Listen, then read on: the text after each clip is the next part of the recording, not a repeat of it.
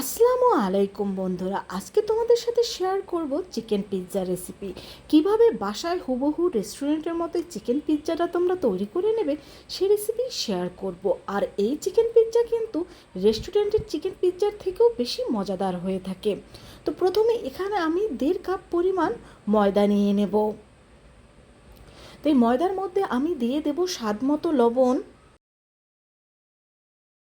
দিয়ে দেব 1 টেবিল চামচ পরিমাণ চিনি, আর দিয়ে দেব হাফ টেবিল চামচ পরিমাণ ইস্ট।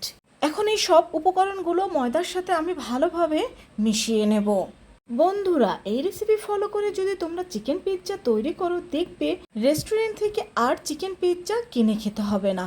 তো এটাকে ভালোভাবে মিশিয়ে নেওয়ার পর এখানে আমি নিয়ে নিয়েছি 1 কাপের মতো কুসুম গরম লিকুইড দুধ। এখন এই দুধটাকে আমি অল্প অল্প দিয়ে একটা ডো তৈরি করে নেব।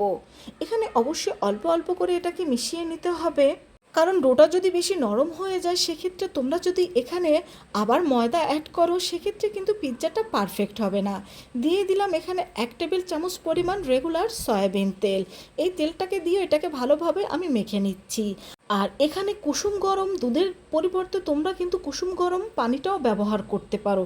তো অবশ্যই যেটাই ব্যবহার করো কুসুম গরম হতে হবে, অতিরিক্ত গরম হওয়া যাবে না, এতে ইস্টের কার্যকারিতা নষ্ট হয়ে যায়।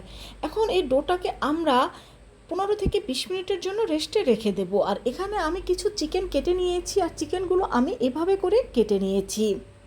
এখন এই চিকেনের মধ্যে আমি দিয়ে দিচ্ছি স্বাদ মতো লবণ, দিয়ে দিচ্ছি 1 চিমটির মতো গোলমরিচ গুঁড়ো, দিয়ে দিচ্ছি হাফ চা চামচের মতো লাল মরিচের গুঁড়ো, দিয়ে দিচ্ছি হাফ চা চামচের মতো সয়া সস, আদা রসুন পেস্ট একসাথে হাফ চা চামচ পরিমাণ দিয়ে দিয়েছি। এখন এই সব মশলার সাথে এই চিকেনটাকে আমি ভালোভাবে একটু মিশিয়ে নিচ্ছি। তো চিকেনটাকে ভালোভাবে মিশিয়ে নেওয়ার পর আমি এটাকে 5 থেকে 10 মিনিট একটু রেস্টে রেখে দেব। আর চুলায় আমি একটা প্যানে 2 টেবিল চামচ পরিমাণ তেল দিয়ে দিয়েছি। এখন তেলটা গরম হলে এর মধ্যে আমি দিয়ে দেব সেই মশলা দিয়ে ম্যারিনেশন করে রাখা চিকেনগুলো। এখন এই চিকেনটাকে 2 থেকে 3 মিনিট এই মশলার সাথে আমি কিছুক্ষণ ভেজে নেব।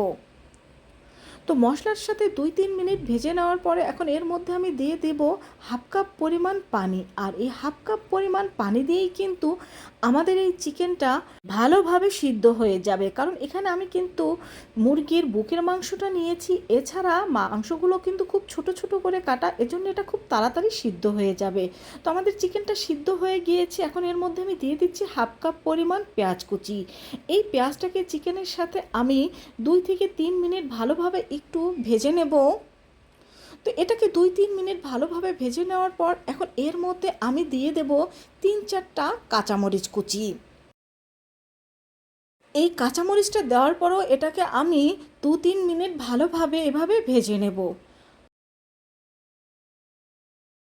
2 থেকে 3 মিনিট কাঁচামরিচের সাথে চিকেনটা ভেজে নেওয়ার পর আমাদের চিকেনটা তৈরি হয়ে গিয়েছে। এখন এটাকে আমরা নামিয়ে নেব। আর এখানে 20 মিনিট পরে আমাদের এই ডোটা কিন্তু ফুলে একেবারে ডাবলের চাইতেও বেশি হয়ে গিয়েছে। এখন এই ডোটাকে আমি আরও কিছুক্ষণ ভালোভাবে মেখে নেব। আর ভালোভাবে মেখে এটাকে আমরা একটা পারফেক্ট পিৎজার ডো তৈরি করে নেব। তো এটাকে আমি ভালোভাবে মেখে নিয়েছি, নিশ্চয়ই তোমরা দেখতে পাচ্ছ। এখন আমাদের পিৎজার ডোটা কিন্তু একেবারে তৈরি। আমি এখানে রাউন্ড শেপের একটা স্টিলের প্লেট নিয়ে নিয়েছি, আর তার মধ্যে সামান্য একটু তেল দিয়ে ভালোভাবে ব্রাশ করে নিচ্ছি। এখানে স্টিলের প্লেট পরিবর্তে তোমরা কিন্তু পিৎজার মোল্ডগুলোও ব্যবহার করতে পারো। এখন এর মধ্যে সেই ডোটা দিয়ে দিয়ে এভাবে হাত দিয়ে আমি চেপে চেপে একটা রাউন্ড শেপ দিয়ে দিচ্ছি। তোমরা চাইলে এটাকে বেলনি দিয়ে বেলে রুটির মতো করেও এখানে দিয়ে দিতে পারো। এখন একটা কাঁটা চামচ দিয়ে এটার মধ্যে আমরা ঠিক এরকম করে নেব। তো কাঁটা চামচ দিয়ে এইভাবে করে নেওয়ার পর এখন প্রথমে এর মধ্যে আমি দিয়ে দেব 2 টেবিল চামচ পরিমাণ পিৎজা সস। তারপরে এর মধ্যে আমি দিয়ে দেব 2 টেবিল চামচ পরিমাণ টমেটো সস। এখন এই সসটাকে আমরা ভালোভাবে এই পিৎজার রুটির গায়ে সম্পূর্ণ এইভাবে করে লাগিয়ে নেব। বন্ধুরা, এই পিৎজা কিন্তু রেস্টুরেন্টের চাইতেও বেশি টেস্টি হয়, কারণ এখানে তুমি তোমার ইচ্ছে মতো চিকেন ব্যবহার করতে পারবে, বা তুমি যে ধরনের সবজি পছন্দ করো সে ধরনের সবজিটা এখানে ব্যবহার করতে পারবে। তো এখন রান্না করা চিকেনগুলো কিন্তু এখানে আমি দিয়ে দিচ্ছি। আর এখানে কিন্তু আমি অনেকটা চিকেনই দিয়ে দেব। দেখেই বুঝতে পারছো যে কতগুলো চিকেন এখানে আমি ব্যবহার করেছি। এখন চিকেনটা দিয়ে দেওয়ার পর এখানে আমি বিভিন্ন কালারের অর্থাৎ 3 কালারের ক্যাপসিকাম ব্যবহার করব। আমার বাচ্চারা অলিভটা পছন্দ করে না, তাই আমি এখানে কোনো প্রকার অলিভ ব্যবহার করব না। আর ক্যাপসিকামটা দিয়ে দেওয়ার পর এখন আমি দিয়ে দেব রিং করে কেটে রাখা কিছু পেঁয়াজ। আর এখন কিন্তু আমি চিজ বা অরিগানোটা ব্যবহার করব না, এটা কিন্তু শেষেই ব্যবহার করব। কারণ প্রথম দিকে চিজ ও অরিগানো ব্যবহার করলে চিজটা গলে একেবারে শক্ত হয়ে যায় পরবর্তীতে, আর অরিগানোর ফ্লেভারটা শেষের দিকে দিলে একটু ভালো আসে। তো আমি চুলায় একটি হাঁড়ি বসিয়ে দিয়েছি, তার মধ্যে দিয়ে দিচ্ছি একটা স্ট্যান্ড। এখন এই স্ট্যান্ডের উপর আমি এই পিৎজা মোল্ডটা দিয়ে দিচ্ছি, আর এরপর একটা ঢাকনা দিয়ে দিচ্ছি। এই ঢাকনার উপরে আমি ভারী একটা কিছু দিয়ে দেব, যাতে ভিতরের তাপমাত্রা বের না হতে পারে। প্রথমে আমরা এটাকে 2 থেকে 3 মিনিট হাই হিটে রাখবো, পরবর্তীতে চুলার হিট একেবারে লো করে দেব। আর লো করে 25 থেকে 30 মিনিট সময় লাগবে এটা আমাদের বেক হতে। তো আমাদের 25 মিনিট পরেই কিন্তু এটা ভালোভাবে বেক হয়ে গিয়েছে। এখন ঢাকনাটা তোমাদের তুলে দেখাচ্ছি, দেখো এটা কিন্তু পারফেক্টভাবে বেক হয়ে গিয়েছে। এখন প্রথমে এর মধ্যে আমি সেই অরিগানো দিয়ে দিচ্ছি, আর দিয়ে দেবো সেই গ্রেট করে রাখা চিজগুলো। এখন 1 থেকে 2 মিনিট ঢাকনা দিয়ে ঢেকে রেখে দিলেই দেখবে চিজগুলো একেবারে গলে গিয়েছে।